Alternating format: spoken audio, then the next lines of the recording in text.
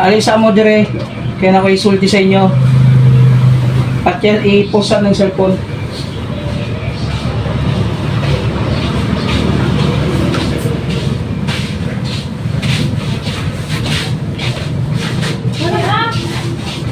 Ano kalamansi?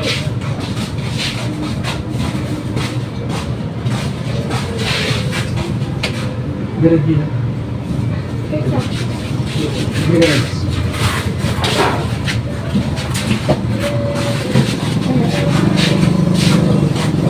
Saan yung picture? 29. Dire ka po. 59. So, happy na mag-months, no? Okay, mag-good. Inaalantang ko natin is ang performance ninyo ay good. So, observe ba man po ninyo. So, kay Miguel is okay ra. Para na ako ha.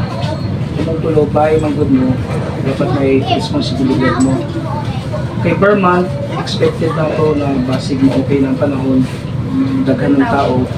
Hindi kulayhan na ang lihok ninyo, yung anak ragyapon, wala takabalo. Basig ay kalitra mag-flow. Nasalisihan? Hindi. Magaghan ba? Daghan ba? Magaghan. Tao? Ang tao. Ha? So expected na to, ma-early ta kung open. Di ba? Tapos kaya mga ginabuhat ninyo, masyado mong ang preparation, mas sayo. So usahay mo ginabuhat ninyo is late, miski reasonable kung na-emergency yun, para sa ato kanina na nag-atinan sila. Kung wala naman, bati paminaw na sige na lang taga na wala rason na malitra, tungkol sa wala putput or maligo, di ba? So ako manggod, di man tani ko mag-ilis ng tao. Di man tani ko mag-ilis ng tao kayo, murag family na good, banding. Pero si Miguel Gyod is mabiling good na. So, kaya daghan ta nang apply. Kailangan mo gid na ko na hindi tani ka mong ilisdan, kaso kinabuhat ninyo. Bati na sa ako ba? Sa ako magtiayon na murag gating advantage mo na porket maayo rami. Kamu po, wala po mo gahon na pa sa part na mo.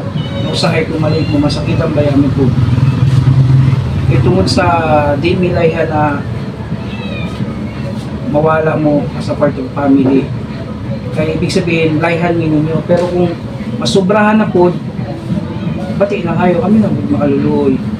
Kaya nga no, yan man nabusuho na itong kabaitan sa bilang kung di agalon, igsuon, gimiganan, tiya, o tito, kung sige na itong no?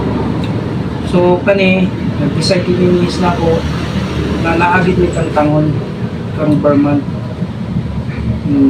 Karong sultiwan na ako kung kinsa yung tantangon yun. Yung mabiyaan na rin is Miguel Ragyon. Tangtangin mo tulog. Tangtangin mo tulog. Ang tulog mo pa rin isa. Okay ba niya? Tugra na, tay camera mo.